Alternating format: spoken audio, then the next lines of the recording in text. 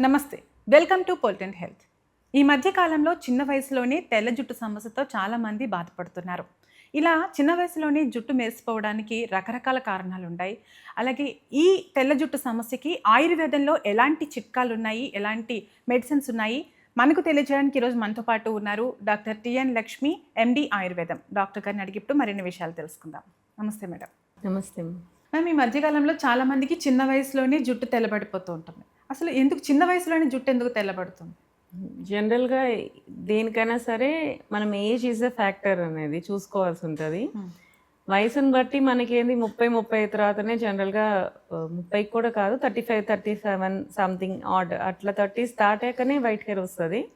So within that ఆ లోపలే మనకి జుట్టు తెల్లబడింది అంటే ఖచ్చితంగా ఏదో ఒక కారణం ఉంటుంది.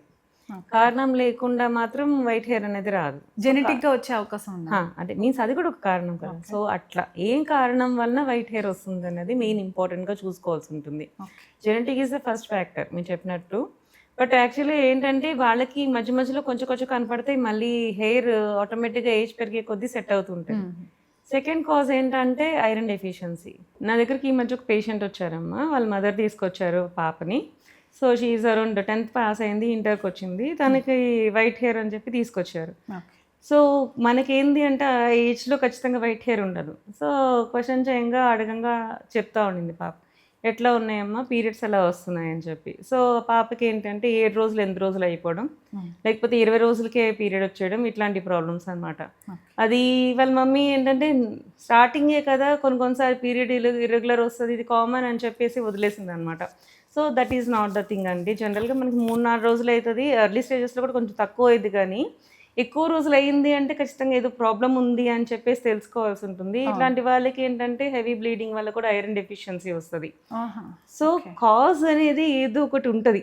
వైట్ హెయిర్ వచ్చింది చిన్న వాళ్ళకే వచ్చింది అంటే కాజ్ ఖచ్చితంగా ఉంటుంది ఏదో ఒకటి. ఆ కాజ్ ఏంటి తెలుసుకొని దాన్ని బట్టి మనకి దానికి తగ్గట్టు మెడిసిన్ వాడాల్సి ఉంటుంది అనమాట. సో పాపకి ఏదైతే మనం కరెక్ట్ చేసాము, మనం ఏదైతే ఆయుర్వేదం ప్రకారం కూడా ఐరన్కి సప్లిమెంటేషన్ ఏంటంటే ద్రాక్షారిష్టాలు ఉంటుంది. మనకి ఏదైతే నల్ల ద్రాక్ష ఒరిజినల్ దొరుకుతుందో, సో ఒరిజినల్ నల్ల ద్రాక్ష నుంచి తయారు చేసిన ఒక ద్రవ్యం ఉంటుంది అనమాట. దాంట్లో మనం లోహభస్మం అవన్నీ కలిపి మనం తయారు చేస్తాం అనమాట. సో ఇట్లాంటి ఔషధాలు తనకి ఇచ్చినప్పుడు అది మనకి ఐరన్ ఏదైతే డెఫిషియన్సీ ఉందో అది క్లియర్ అయిపోయింది. అండ్ హార్మోనల్ ఇంబ్యాలెన్స్కి ఏవైతే మెడిసిన్స్ మనం ఇచ్చామో దానికి పీరియడ్స్ కూడా రెగ్యులర్ అయింది, ఇట్లా అనమాట. సో ఖచ్చితంగా ఏదో ఒక కాజ్ ఉంటుంది. సో కాజ్ లేకుండా జనరల్గా ఏ చిన్న వయసులో వాళ్ళకి వైట్ హెయిర్ రాదు. సో జెనెటిక్ కాజ్ ఉన్నప్పుడు ఏంటంటే మనకి మెలనోసైట్సే తక్కువ ఉంటాయి హెయిర్లో. సో మెలనిన్ ప్రొడక్షన్ అనేది జరిగితే, మెలనిన్ అనే పదార్థం ఏంటంటే జుట్టుకి నల్ల రంగు తెప్పించేదానికి. ఎక్కడైనా స్కిన్ మనకి బ్లాక్గా ఉందంటే మెలనిన్ ప్రొడక్షన్ ఎక్కువ అవుతుంది, లేకపోతే హెయిర్ కొంచెం మనకి ఎక్కువ థిక్ బ్లాక్ ఉంటుంది, కొంతమందికి కొంచెం లైట్ కలర్ బ్రౌనిష్ కలర్ అట్లా. జనరల్గా ఏంటంటే ఈ మెలనోసైట్స్ ఉన్న క్వాంటిటీని బట్టి కలర్ ఆఫ్ ది హెయిర్ అనేది డిసైడింగ్ ఫ్యాక్టర్ అనమాట. సో ఇవేవైతే తగ్గినప్పుడు మనకి ఖచ్చితంగా హెయిర్ అనేది వైట్నింగ్ అయిపోతూ ఉంటుంది. సో ఈ జెనెటిక్ ప్రాబ్లమ్స్ ఉన్నప్పుడు మనకి ఏంటంటే అక్కడ మెలనిన్ ప్రొడక్షన్ జరిగేలాగా క్రీమ్స్, హెయిర్ ఆయిల్స్ అన్నీ ఉంటాయి. సో దానికి తగ్గట్టు వాళ్ళకి మెడిసిన్స్ ఇస్తారు. సో జెనెటిక్ ఫ్యాక్టర్ లేదు, ఇట్లా ఏదైతే ప్రాబ్లమ్స్ పీరియడ్స్ ప్రాబ్లమ్స్ ఉన్నాయి ఇది లేదు, కానీ స్టిల్ వైట్ హెయిర్ వస్తున్నాయి అంటే ఇంకేమన్నా ప్రాబ్లమ్స్ ఉన్నాయా, ఇంకా డెఫిషియన్సీస్ ఏమైనా ఉన్నాయా, ఇట్లాంటివి చూసుకోవాల్సి ఉంటుంది. జనరల్గా ఏంటంటే కిడ్నీ ప్రాబ్లమ్స్ ఉన్న వాళ్ళకి, అలాంటి వాళ్ళకి, అండ్ కొంచెం మనకి B12 డెఫిషియన్సీ, ఇట్లా ఫుడ్ సరిగ్గా తీసుకొని వాళ్ళకి, అండ్ ఎక్కువ పొల్యూషన్కి ఎక్స్పోజ్ అయ్యే వాళ్ళకి, వీళ్ళందరికి కూడా వైట్ హెయిర్ వచ్చే అవకాశం ఉంటుంది. ఎందుకంటే ఆక్సిడేటివ్ స్ట్రెస్ ఉంటుంది అనమాట. సో ఏదైతే పొల్యూషన్ ఉంటుందో పొల్యూషన్ వల్ల ఈ మెలనోసైట్స్ అనేవి తగ్గిపోతుంటుంది. ఈ మధ్య పిల్లలు అసలు నూనె రాయడమే మానేశారు. సో ఈ నూనె అనేది హెయిర్ స్కాల్ప్ని ప్రొటెక్ట్ చేస్తుంది. అదేమి మెలనోసైట్స్ ప్రొడక్షన్ చేయకపోవచ్చు, బట్ ప్రొటెక్ట్ చేస్తుంది. అది కూడా లేకుండా మనం పొల్యూషన్కి వెళ్ళినప్పుడు దానివల్ల కూడా ఈ మధ్య పిల్లల్లో చాలా మందికి వైట్ హెయిర్ చూడడం అనేది అస్సలు ఇష్టపడట్లేదు, హెయిర్ వదిలేస్తున్నారు. మనకేంటంటే జడ వేసుకున్నప్పుడు ఎక్స్పోజ్ అయ్యే హెయిర్ తక్కువ ఉంటుంది. జుట్టు వదిలేసుకున్నప్పుడు జుట్టు ఎక్స్పోజ్ అయ్యే ఏరియా ఎక్కువ అవుతుంది, ఆటోమేటిక్గా అనేది దుమ్ము ధూళి అనేది పడుతుంది. ఇంకా హెడ్ బాత్ చేయడానికి 2-3 డేస్, ఇలా జట్టు వదిలేసుకున్నప్పుడు ఖచ్చితంగా 2-3 డేస్కి చేయాల్సి ఉంటుంది. సో అట్లాగా కుదిరినప్పుడు మన బాడీలో ఏవైతే సెల్స్ ఉన్నాయో దాని నుంచి కూడా ఫ్యాట్ వస్తుంది, మన ఆయిల్ వస్తుంది. హెయిర్లోంచి కూడా మనకి నూనె పెట్టుకోకపోయినా బాడీ అనేది కొంచెం ప్రొడ్యూస్ చేస్తుంది. అది కూడా ఏం చేస్తుంది, దుమ్ముని అతుక్కునేలాగా చేస్తుంది. సో అట్లా కూడా మనకి ప్రాబ్లమ్స్ వచ్చే అవకాశాలు ఉంటాయి.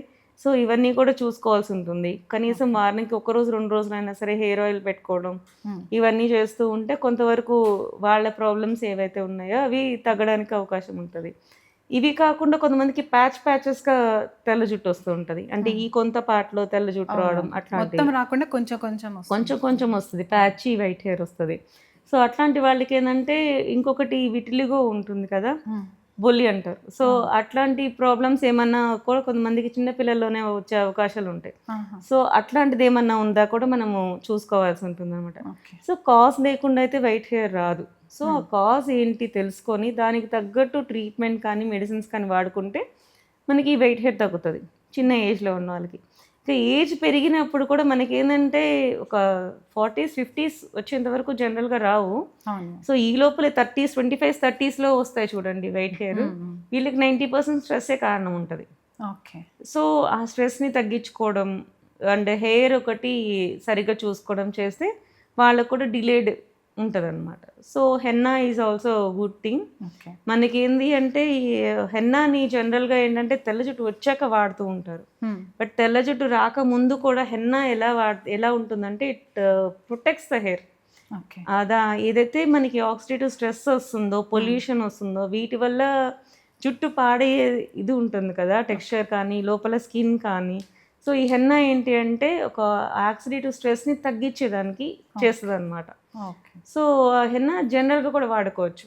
బిఫోర్ కూడా రాకముందు నుంచి కూడా హెయిర్ మంచిగా ఉండడానికి కూడా హెన్నా వాడుకోవచ్చు. మనం అలా ఆయిల్ కలుపుకొని వాడుకుంటే కూడా హెయిర్ కూడా మంచిగా పెరుగుతుంది. పాతకాలంలో మందారాకులు అవన్నీ వాడేవారు పొల్యూషన్ అది తగ్గించుకోవడానికి. సో అట్లాంటి హెయిర్ ప్యాక్స్ పెట్టుకుంటే కూడా డిలేడ్గా వస్తుంది. మరి 25 ఏళ్ళకే 30 ఏళ్ళకే వైట్ హెయిర్ రాకుండా 40 years 50 years వరకు కూడా ఇవన్నీ ప్రొటెక్ట్ చేస్తాయి. సో ఇలా కూడా ప్యాక్స్ పెట్టుకోవడం బెటర్. ఇప్పుడు మీరు చెప్పినట్టుగా రాకుండా ముందుగానే హెన్నా యూజ్ చేసుకోవచ్చు. అలా కాకుండా చిన్నప్పటి నుంచే మనం మన పిల్లలకి ఎలాంటి జాగ్రత్తలు తీసుకుంటే ఈ వైట్ హెయిర్ రాకుండా, హెయిర్ ఫాల్ అవ్వకుండా ఎలాంటి ఫుడ్ పెట్టాలి, ఎలాంటి జాగ్రత్తలు తీసుకోవాలి చెప్పండి మేడం. జనరల్గా ఫుడ్ ఈజ్ మెయిన్ ఫ్యాక్టర్. ఆడపిల్లలకి మెయిన్గా ఏంటంటే పీరియడ్ ఒకటి ఉంటుంది.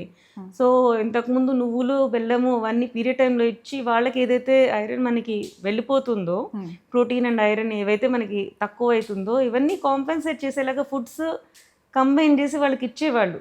అది ట్రెడిషన్ లాగా ఇచ్చేవాళ్ళు, ఇది తినాలి అని ఫోర్స్ఫుల్గానే చేసేవాళ్ళు. ఇప్పుడు అంతా that is trash, this is bullshit ఇవే మాట్లాడుతున్నారు. సో ఇట్లాంటి వాళ్ళకి ఎక్కువ ప్రాబ్లమ్స్ వస్తాయి. కాదు ఇది సైంటిఫిక్, ఇది నచ్చజెప్పి వాళ్ళకి తగ్గ ఫుడ్ అనేది వాళ్ళకి ఇవ్వడం, ఇది ఉమెన్కి చేయాల్సింది. మెయిన్గా గర్ల్స్ అండ్ ఉమెన్స్కి చేయాల్సింది. జెంట్స్కి ఏంటి అంటే వెళ్ళినప్పుడల్లా ఖచ్చితంగా హెయిర్ కొంచెం ఆయిల్ రాసుకోండి అని చెప్పడం, అండ్ స్ట్రెస్ ఒకటి జాగ్రత్తగా చూసుకోవాలని చెప్పడం. ఈ మధ్య ఎర్లీ బాల్డ్ హెడ్ కూడా చాలా మందికి చూస్తున్నాము. జెనెటిక్గా ఉంటుంది, కానీ జెనెటిక్గా కూడా ఎవరికి వస్తుంది 40 years తర్వాతే ఆయనకి వచ్చి ఉండొచ్చు, వాళ్ళ తాతకి వాళ్ళ ముత్తాతలకి కూడా ఎవరికైనా సరే 40 ఏళ్ళ తర్వాతే బాల్డ్ హెడ్ వచ్చేది. కానీ ఇప్పుడు 26 yearsకే వచ్చేస్తుంది. సో అది కూడా నువ్వు కూడా ఓవర్ థింకింగ్ స్ట్రెస్ కూడా జెనెటిక్ ఉన్నా సరే నువ్వు ఏదైతే పాటిస్తావు, పద్ధతులు ఏదైతే పాటిస్తావు దాన్ని బట్టి ఎర్లీగా వచ్చేస్తుందా బాల్డ్ అనేది, లేట్గా వస్తుందా అనేది కూడా నీ చేసే పద్ధతిని బట్టి ఉంటుంది.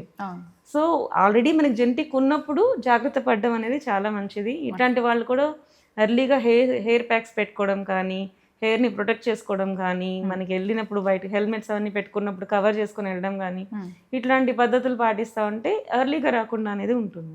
ఓకే, వైట్ హెయిర్ రావడానికి ఎలాంటి కారణాలు ఉంటాయి అండ్ జెనెటిక్ రీజన్స్ ఉన్నా కూడా ముందుగా ఎలాంటి జాగ్రత్తలు తీసుకోవాలి, చాలా చక్కగా వివరించారు madam. Thank you. Thank you.